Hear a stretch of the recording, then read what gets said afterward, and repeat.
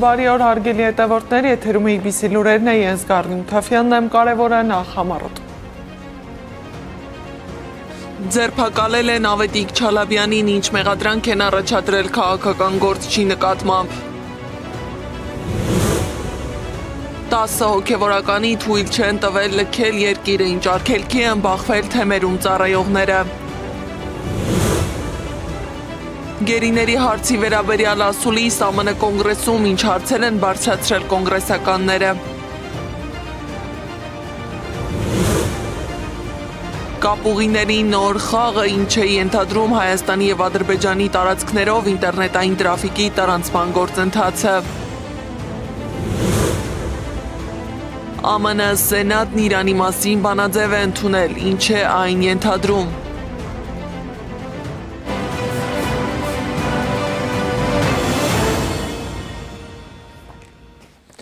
Այսօր վաղ առավոտյան ձերբակալել են Հայաքվե միավորման համակարգող հասարակական քաղաքական գործիչ Ավետիք Չալաբյանի։ Քննչական կոմիտեն հայտնել է, որ Չալաբյանին ձերբակալել են քննվող քրեական վարույթի շրջանակում։ Ավելի ուշ հանդես կգան պաշտոնական հաղորդագրությամբ։ Չալաբյանի կինը Անահիտ Ադամյանը մանրամասներ է ներկայացրել ամուսնու ձերբակալությունից։ Առավոտյան 7:10-15 մոտավորապես այդ ժամերին մեր մոտ եկել է ոստիկանությունից եւ քննչականից մոտավորապես 7-8 հոգի մարդ։ Մենք բոլորս քնած էինք, եկել երեխաներն էլ, սկզբից մեր բնակարանը խուզարկել են, ոչինչ չեն գտել արդյունքում հեռախոսն են Ավետիքի արգրավել, հետո Ավետիքին ձերբակալել են, եկել էին փաստաթղթերով, այսինքն պատրաստվեց եկել էին նախորոք որպեսզի ձերբակալեին։ Սա ակնհայտորեն քաղաքական հետապնդում է, բոլորս էլ տեսնում ենք ինչ է տեղի ունենում հիմա, բոլոր ընդդիմադիր դաշտում եւ ես կարծում եմ, որ սա տեղի ունենում, որպեսզի մոտակա ժամանակ, երբ որ Սահմանադրական դատարանը քննելու է ընտրությունների հետ կապված ընդդիմադիր ուժերի դիմումները, Ավետիքին այդ ընթացքում իզոլացնել։ Իշխան Սաղաթելյանի բնակարանի խուզարկությունից հետո քննչական կոմիտեն Սաղաթելյանների գույքի և ֆինանսական միջոցների վրա արգելանք է դրել։ Ըստ հաղորդագրության 2026 թվականի հունվարի 5-ին կատարողական թերթով արգելվել է Սաղաթելյանին և նրա կնոջը իրենց պատկանող գույքերի տնօրինման որևէ գործողություն կատարել։ Դատարանի որոշմամբ 258 միլիոն 146 հազար 843 դրամի չափով պետք է արգելանք դնել նրանց պատկանող գույքերի վրա։ Ըստ Երկիր.am-ի տեղեկության քննչական կոմիտեն հարցաքննության է հրավիրել նաև Սաղաթելյանի կնոջը բժշկուհի Լիաննա Խաչատրյանին։ Նա դուրս է եկել քննչական կոմիտեից հրաժարվելով ցուցմունք տալ։ Հայ առաքելական եկեղեցու, Ռուսաստանի և Նոր Նախիջևանի թեմի ավելի քան 10 հոգևորականներ Հայաստանում վարժական հավաքների ծանուցագրերի պատճառով չեն կարողացել Հայաստանից վերադառնալ իրենց ծառայության վայրեր։ Թեմի մամուլի ծառայությունը հայտնել է, որ սա խաթարել է ծխերի բնականոն գործունեությունը։ Այդուամենայնիվ հոգևորականները պատրաստ են կատարել հայրենիքի հանդեպ իրենց պարտքը։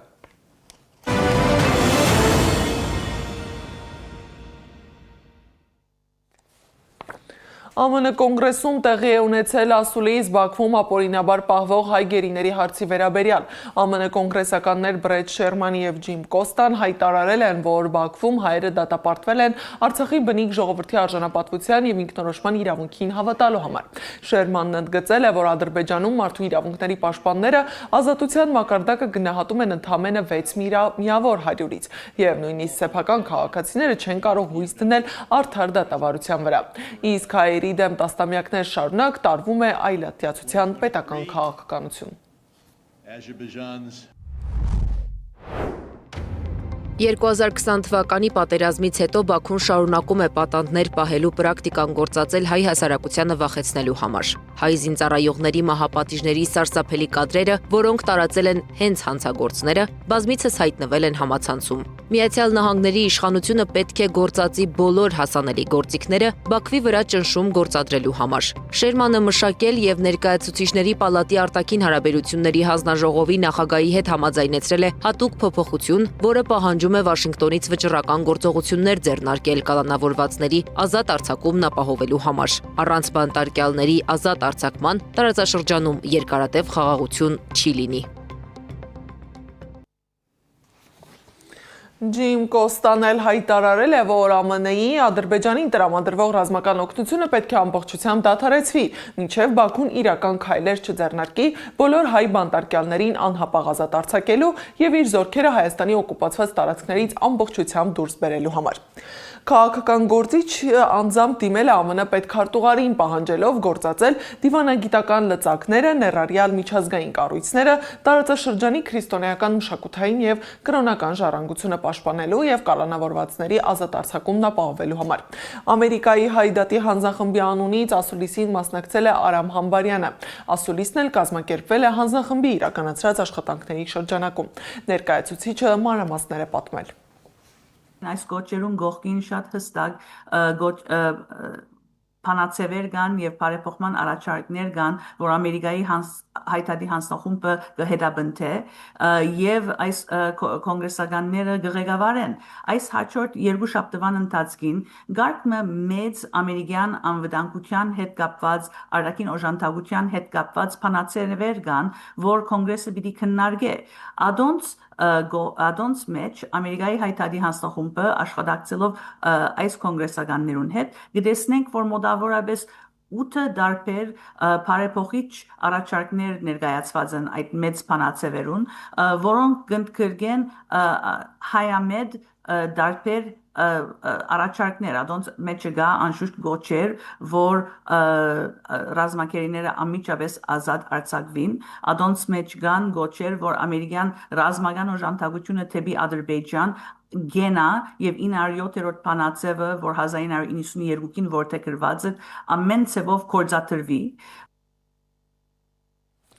Բաքվում կայացել է հայ գերիների կեղծ գործի վերաբերյալ հերթական նիստը։ Ադրբեջանական լրատվամիջոցները հայտնել են, որ նրանք ելույթ են ունեցել դատարանի դահլիճում։ Արցախի պաշտպանության բանակի նախկին հրամանատար Լևոն Մնացականյանը հայտարարել է, որ չի ընդունում իր մեղքը։ Նման հայտարարություններ են արել նաև գերի ընկած Էրիկ Ղազարյանի, Լևոն Բալայանի, Գուրգեն Ստեփանյանի փաստաբանները։ Գարիկ Մարտիրոսյանը նույնպես չի ընդունել իր մեղքը, սակայն ըստ նույն աղբյուրների նրա պաշտպանը պահանջել է զուտ մեղմացնել Մարտիրոսյանի մեղադրանքը։ Հաջորդ նիստը տեղի կունենա հունիսի 30-ին։ Այս ամենի ֆոնին ակտիվ քննարկվում է Թիմ Տելեկոմի եւ Ազերտելեկոմի գործակցության պայմանագիրը։ Այսօր պատերազմներն ու մրցակցությունը տեղի են ունենում ոչ միայն սահմանների, այլև տվյալների, հոսքերի, կապուղիների եւ թվային ենթակառուցվածքների շուրջ։ Հենց այդ պատճառով Հայաստանի եւ Ադրբեջանի միջև ձեռք բերված ինտերնետային տարանցման համաձայնությունը մասնագետների ուշադրության կենտրոնում է հայտնվել։ Մինչ կողմերը շարունակում են քաղաքական տարաձայնությունները, թվային ոլորտում ձևավորվում է գործակցության նոր հարթակ, որը մի կողմից խոստանում է կապի ավելի մեծ կայունություն, իսկ մյուս կողմից առաջանում է անվտանգության եւ վերահսկելիության վերաբերյալ հարցեր։ Մանրամասները ռեպորտաժում։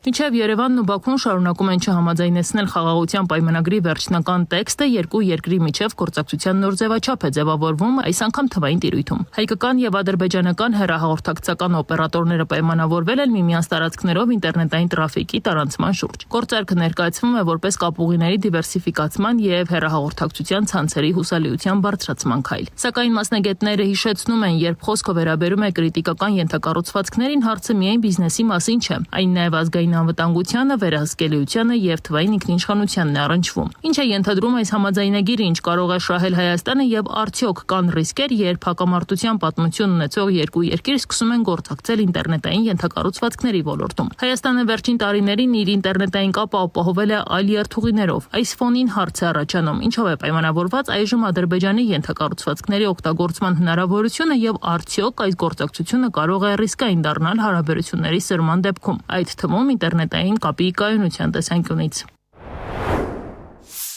Ինտերնետը բնականաբար կարող են կտրել, ավելին ասեմ, իրանք տեսականորեն կարող են նաև կտրել Վրաստանով ինտերնետը, որովհետև վարներու Երևան հետապատվածներում ադրբեջանաբնակ Վրաստանի տարածքներն են ու կարող են իրանք ագենտուրայից օգտվել։ Բայց մեծ հաշվով հարցը դրանում է, որ Ադրբեջանը եւ Հայաստանը փորձում են լինել ոնց որ հանգուցային երկրներ։ Սամվել Մարտիրոսյանի խոսքով տարածաշրջանում վերջին տարիներին նկատվում է մրցակցություն կապուղային հանգույց դառնալու համար։ Նրա գնահատմամբ ինչպես Ադրբեջանը, այնպես էլ հայկական կողմի հետ կապված ընկերությունները փորձում են ամրապնդել իրենց դիրքերը Վրաստանի եւ ավելի լայն տարածաշրջանի ենթակառուցվածքներում։ Փորձագետի դիտարկմամբ Ադրբեջանը տարիներ առաջ Վրաստանում ձեռք է բերել այնտեղի հիմնական ինտերնետ մատակարարներից մեկը, ինչը նրանց թույլ է տալիս ավելի ակտիվ ներգրավել տարածաշրջանային կապուղիների շղթայում։ Մյուս կողմից, օրինակ, դա վտանգ, որը ապել մի քանի տարի գոյություն ունի, ու ինչի մասին առանձնապես չի խոսվում, այն, որ հենց Վրաստանի հիմնական մատակարարը, որի միջոցով Հայաստանի հենց տրաֆիկն է անցնում, բավականին մեծ խոշոր հատվածը ադրբեջանցիք գնել են։ Տեղեկատվական անվտանգության փորձագետ Արթուր Պապյանի խոսքով ինտերնետային տարանցման նոր համաձայնագիրը պետք է դիտարկել նաև կախվածությունների եւ վերահսկելիության ռիսկերի տեսանկյունից։ Նրա խոսքով տարանցումը չի նշանակում, որ ցանցերը ուղղակի միանում են։ Ֆիզիկական կապի առկայությունը միշտ որոշակի ռիսկեր կարող է ստեղծել։ Պապյանի գնահատմամբ հնարավոր է նաև տրաֆիկի վերլուծություն, ինչը թույլ է տալիս պատկերացում կազմել օգտագործման ընդհանուր պատկերի մասին։ Բավական բարդ է այդ մեծ ծավալի տրաֆիկի մեջ ինչ-որ կոնկրետ մարդու նույնականացնել, որ ասենք, այս ինչ մարդը, չգիտեմ, ամեն օր ժամը 9-ին մտնում է Facebook բարդ, բայց հնարավորություն կարող է լինել, օրինակ տեսնել ադրբեջանական կապուղով անցնող հայկական տրաֆիկի այդ մի մասը, մոտապես որ ժամերին ինչ կայքեր է մտնում։ Պապյանը սակայն ընդգծում է, որ նման սցենարները առավել հիպոթետիկ են, քանի որ Հայաստանում հիմնական ինտերնետային կապուղիները շարունակում են անցնել Վրաստանով եւ այլ ուղղություններով, ինչը նվազեցնում է կախվածության մակարդակը։ Միևնույն ժամանակ փորձագետը չի բացառում, որ նման ենթակառուցվածքային կապերը կարող են օգտագործվել նաեւ ճգնաժամային իրավիճակներում որպես ճնշման գործիք։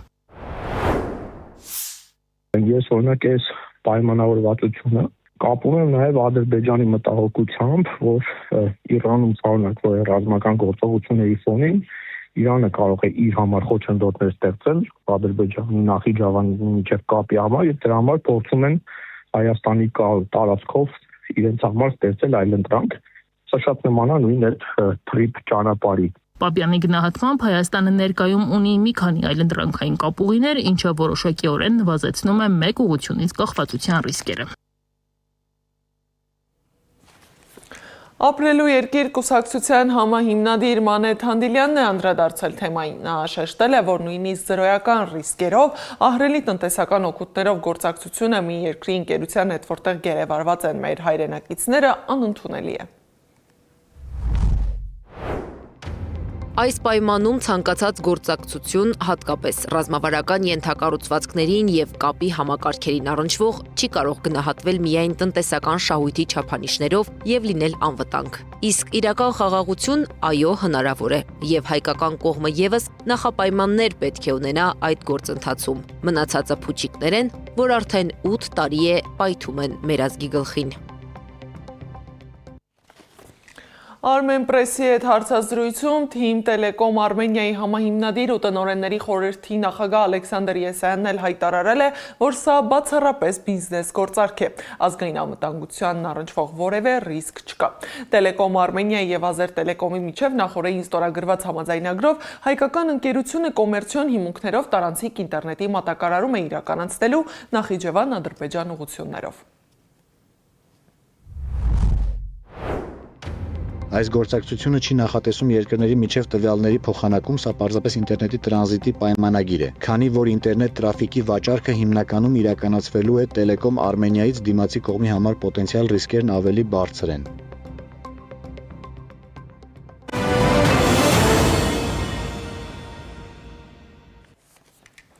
ԱՄՆ Սենատն Իրանի մասին բանաձև է ընդունել, դադարեցնել Իրանի դեմ գործողությունները եւ չշարունակել կամ վերսկսել դրանք առանց կոնգրեսի թույլտվության։ Reuters-ը գրել է, որ բանաձևն ընդունվել է ձայների 50 կողմ 48 դեմ հարաբերակցությամբ։ Միևնույն ժամանակ ամերիկյան որոշ լրատվամիջոցներ նշում են, որ հստակ չէ բանաձևը գործնական ինչ ազդեցություն կունենա։ Guardian-ը գրել է, որ այն առավելապես Սպիտակ տանն ուղղված քաղաքական ազդակ է։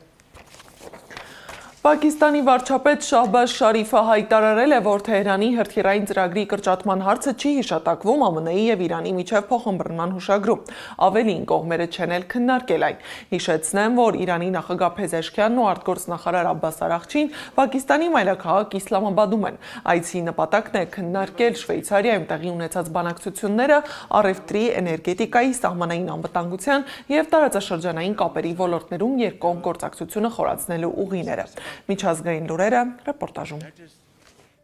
Արևմտյան երկրներն այժմ բացահայտ հայտարարում են, որ պատրաստվում են պատերազմի Ռուսաստանի դեմ։ Ռազմական ակադեմիայի շրջանավարտների հետ հանդիպմանն ասել է Ռուսաստանի նախագահ Վլադիմիր Պուտինը։ Եվրոպական երկրները դեռ չեն հասել այն կետին, որ իրենց տարածքից Ռուսաստանի ուղղությամբ որևէ բան արձակեն։ Նրանք հասկանում են, որ պատասխան հարված կլինի։ Ռուսաստանը պատրաստ է ձեռնարկել բոլոր միջոցները Բելարուսն ու Միութենական պետությունը պաշտպանելու համար։ Այս հայտարարությունն էլ արել է Ռուսաստանի արտգործնախարար Սերգեյ Լավրովը։ Մենք պատրաստ ենք ձեռնարկել պայմանագրով նախատեսված բոլոր միջոցները մեր դաշնակցի եւ իհարկե Միութենական պետության անվտանգությունն ապահովելու համար, ասել է նա, հավելելով. Բելարուսին փորձում են ներքաշել հակամարտության մեջ, ընդլայնելով ռազմական գործողությունների աշխարհագրությունը։ Իրանի ամբողջ տարածքում վերականգնվել է օդային երթևեկությունը։ Հիշեցնենք, փետրվարի 28-ին սկսված պատերազմի հետևանքով փակվել էր Իրանի ամբողջ օդային տարածքը, որը հարձակումներով պայմանավորված երբեմն բացվել ու կրկին փակվել է։ Իրանը բացել է Հորմուզի նեղուցը, սակայն օրական միայն սահմանափակ թվով նավերի է թույլատրվում անցնել, հայտնում է Ֆարս գործակալությունը։ Միայն մեկ օրում Հորմուզի նեղուցով 19 միլիոն բարել նավթ է հոսել, ինչը բոլոր ժամանակների համար ռեկորդ է։ Նավթի գներն անկում են ապրում եւ աշխարհը շատ ավելի անվտանգ է դարձել, գրել է Միացյալ Նահանգների նախագահ Դոնալդ Թրամփը։ Լիբանանը գտնվում է Իրանի օկուպացիայի տակ, նման հայտարարություն է արել Իսրայելի արտգործնախարար Գիդեոն Սաարը։ Լիբանանի ինքնիշխանությունը ոտնահարում են Հեզբոլլահն ու Իրանը, ոչ թե Իսրայելը, ասել է նա։ Եվրոպայում աննախադեպ շոկ եղանակ է, Ֆրանսիայում զովանալու փորձը փորձանք է դարձել։ Գետերում, լճերում եւ ջրային այլ տարածքներում վերջին օրերին խեղդվել է առնվազն 40 մարդ։ Եվրոպայում աննախադեպ շոկ եղանակն ազդել է նաև գնացքով երթևեկության վրա։ Եվրոստարը հայտարարել է, որ կրճատում է ուղևորությունների թիվը։ Չի իրականացվի օրական 2 ուղևորություն։ Ավստրալիայի 58-ամյա բնակիչ Ջոզեֆ Մկգրելբեյթափն ամենաբարձր բղավոցի համար դարձել է Գինեսի ռեկորդագիր։ Անցյալ շաբաթ Գինեսի ռեկորդների գիրքը հաստատել է, որ տղամարդը գրանցել է երբևէ մարդու կողմից արձանագրված ամենաբարձր բղավոցը։ Նա բղավել է հիմա բառը 122.4 դեցիբել ուժգնությամբ։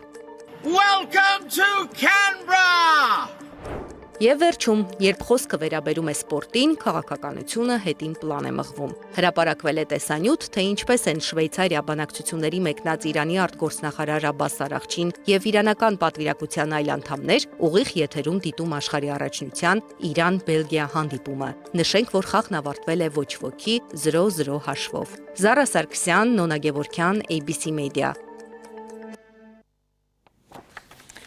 Ֆրանսիայում ռեկորդային շոկը լողալով հաղթահարելու փորձերը փորձանք են դարձել։ Գետերում, լճերում եւ ջրային այլ տարածքներում վերջին օրերին խեղդվել է առնվազն 40 մարդ։ Ողբերգական դեպքերի մեծ մասը տեղի է ունեցել չվերահսկվող կամ լողալու համար չնախատեսված ջրային տարածքներում։ Մահացածները մեծամասամբ երիտասարդներ են։ Վերջին օրերին սաստիկ շոկը պատել է Եվրոպան։ Մի քանի քաղաքներում սնդիկի սյունը հատել է 40-ի շեմը։ Որոշ տեղերում հասել ընդհուպ 43-ից 44 աստիճան տաքության։